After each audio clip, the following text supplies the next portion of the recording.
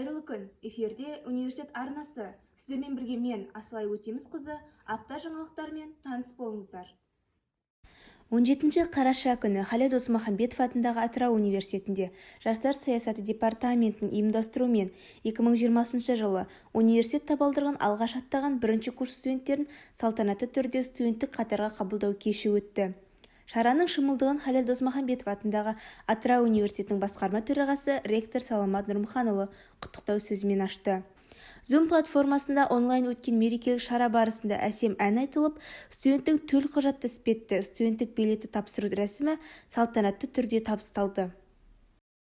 17 қарашада Халел Досмұхамбетов атындағы Атырау университетінде мемлекеттік дарын жастар сыйлығының лауреаты, Қазақстан Республикасының мәдениет қайраткері, Қазақ радиосы директорының орынбасары, Шалқар радиосының директоры, журналист, саяси ғылымдарының кандидаты Болатбек Төлепбергеннің журналистерге арналған Шалқар радиосының тәжірибесіндегі тікелей эфир табиғаты атты Zoom платформасында шеберлік сабағы өтті.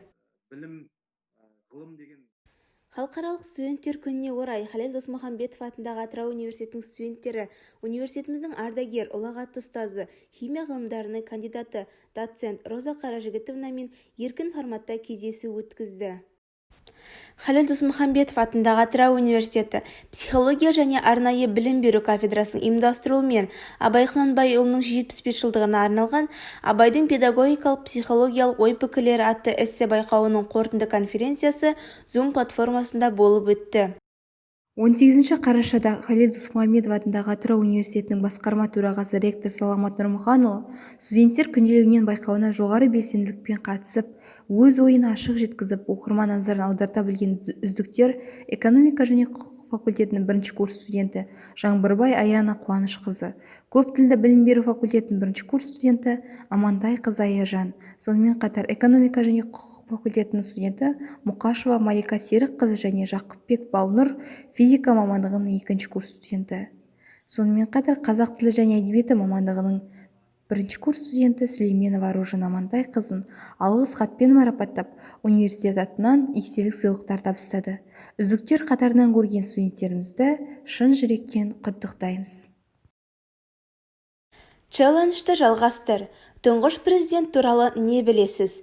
1 желтоқсан Қазақстан Республикасының тұңғыш президенті күніне орай елбасы Нұрсұлтан Әбішұлы Назарбаевтың өмірбаяны мен еңбек жолын насихаттау, жастар бойында көшбасшылық қасиеттерді дамыту мақсатында 20-30 қараша аралығында елбасының өмірі, ел дамуына қосқан үлесі, еңбегі жайында өз ойыңды мен білетін елбасы хэштегімен әлеуметтік желілерде жариялап, челленджді жалғастыр.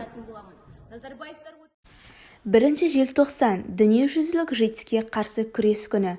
Осы орайда 18 қараша күні Халел Досмұхамбетов атындағы Атырау университетінде Жастар саясаты департаментінің ұйымдастыруымен Атырау облысы ЖИТСке қарсы күрес және алдын алу орталығының педагогы Айша Сатымқызының қатысуымен біз біргеміз атты семинар-тренинг өтті.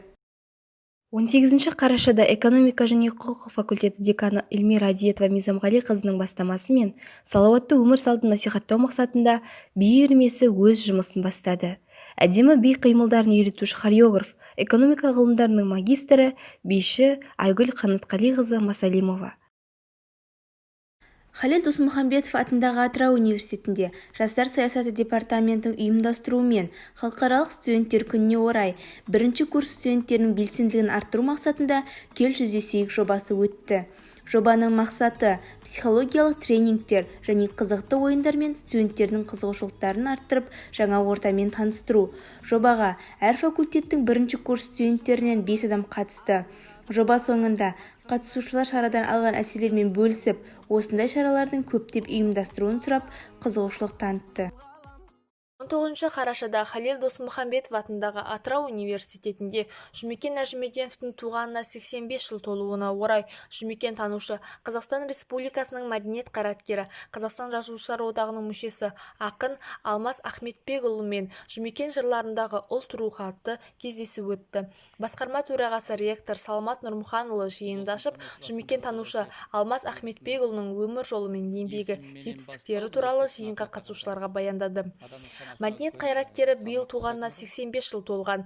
Жұмекен Нәжімеденовтің 100 өлеңіне талдау жасаған. Жиынға Атырау телеарнасының директоры Қанат Әуеспай, Атырау қоғамдық саяси газетінің бөлім меңгерушісі Гүлзада Рахметқызы қатынасып, өз ой-пікірлерімен бөлісті. 19 қараша бүкіл әлемдік философия күні. ЮНЕСКО шешімі бойынша бүкіл әлемдік философия күні 2002 жылдан бері қарашаның әрбір үшінші бейсенбісі атап өтіледі. Бүкіл әлемдік философия күні бұл пікірталас пен диалог күні, өз көзқарасын білдіріп, басқаларды түсіну және тыңдау, қазіргі заман мәселелеріне жауап ретінде интеллектуалдық серіктестікті құру мүмкіндігі. Әлеуметтік гуманитарлық пәндер кафедрасының атынан кафедра меңгерушісі, қауымдастырылған профессор, философия ғылымдарының докторы Өмірбек Бекежан Қадырханұлы бүкіл әлемдік философия күнімен барша ұжымдастарын, сонымен қатар еліміздің және әлемдік қоғамдастықтың барлық философтарын құттықтады.